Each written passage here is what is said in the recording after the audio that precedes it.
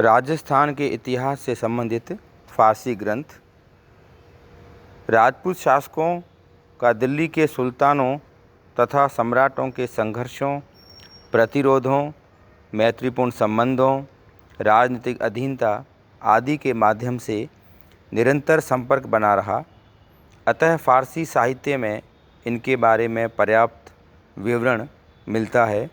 हम कुछ प्रमुख फारसी ग्रंथों का उल्लेख करते हैं जिनसे राजस्थान के बारे में हमें जानकारी उपलब्ध होती है। तारीख़-ए फ़िरोज़ शाही, इसका लेखक ज़िया-उद-दीन बर्नी है, जो अपनी युग का प्रतिभा संपन्न इतिहासकार था और उसने दिल्ली के कई सुल्तानों की सेवा की थी। उसके ग्रंथ से हमें रणथंभौर और उस पर होने वाले मुस्लिम आक्रमणों की जानकारी मिलती है। तारीख़-ए-मुबारक शाही, इसका लेखक याहया बिन अहमद अब्दुल शाह सरहिंदी है। तुगलक काल के इतिहास की जानकारी का यह मुख्य स्रोत है। इस ग्रंथ से हमें मुबारक शाह खिलजी द्वारा मेवात क्षेत्र में बहादुर नासुर के विरुद्ध किए गए अभियान की जानकारी मिलती है।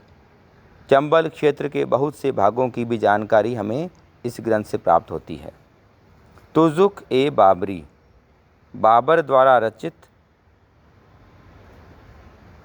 मूल ग्रंथ चगताई तुर्की भाषा में लिखा गया।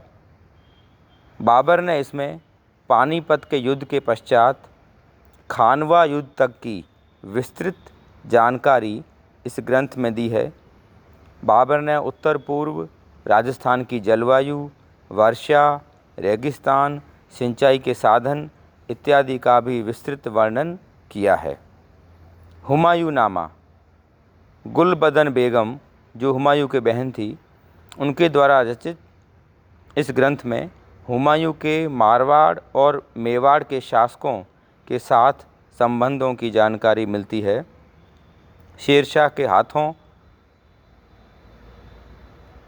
कन्नौज के युद्ध में पराजित होने के पश्चात हुमायूं मारवाड़ के शासक मालदेव से मिलने कब और किस मार्ग से गया, वापस क्यों लौट गया इत्यादि घटनाओं के बारे में हमें महत्वपूर्ण जानकारी इस ग्रंथ से मिलती है। इसके अलावा गुलबदन ने राजस्थान के रेगिस्तानी क्षेत्र और यहाँ की जलवायु का भी विस्तृत विवरण दिया है। अकबरनामा, अकबर के नवरत्नों में से एक अबुल फजल द्वारा रचित इस ग्रंथ में मेवाड़, कोटा, मेवात, भरतपुर और जयपुर के आसपास के क्षेत्रों की विस्तृत भौगोलिक जानकारी मिलती है। उसने राजस्थान की मुख्य फसलों का भी उल्लेख किया है। इस ग्रंथ में अजमेर में अकबर द्वारा कराए गए निर्माण कार्यों, अकबर के साथ राजपूत राजकुमारियों के विवाह तथा राजस्थान के तीर्थ स्थान पुष्कर तथा राजस्थान के कुछ प्रमुख मार्गों की जानकारी भी मिलती है। आईन अकबरी, यह भी अबुल फजल द्वारा रचित ग्रंथ है, जिसमें हमें अकबर द्वारा अधिकृत मेवाड़ी क्षेत्र की शासन व्यवस्था, अजमेर की जलवायु, जनसंख्या, राजस्थानी वेशभूषा एवं वस्त्रों के नाम, राजस्थान में मनाए जाने वाले पर्व, त्योहारों तथा मुद्रा के बारे में महत्वपूर्ण जानकारी मिलती है। तबाक़ात-ए-अकबरी, ख्वाजा निज़ामुद्दीन अहमद द्वारा रचित इस ग्रंथ से हमें मुग़लों के साथ राजपूत राजकुमारियों के विवाह के संबंध में महत्वपूर्ण जानकारी मिलती है। लेखक ने जौहर का भी सजीव वर्णन किया है। आगरा और दिल्ली से गुजरात और मालवा जाने वाले मार्गों का भी उल्लेख इस पुस्तक में मिलता है, जिसमें लेखक ने मार्ग में पड़ने वाले राजस्थान के नगरों तथा गांवों का भी वर्णन किया है।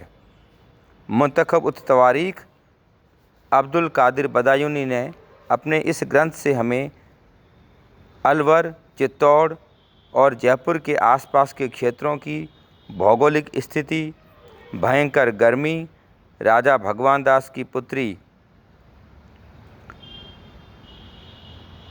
का अकबर के साथ विवाह, जौहर प्रथा, रक्षाबंधन का पर्व, हल्दी घाटी का युद्ध आदि का भी इसमें वर्णन हमें मिलता है। इसके अतिरिक्त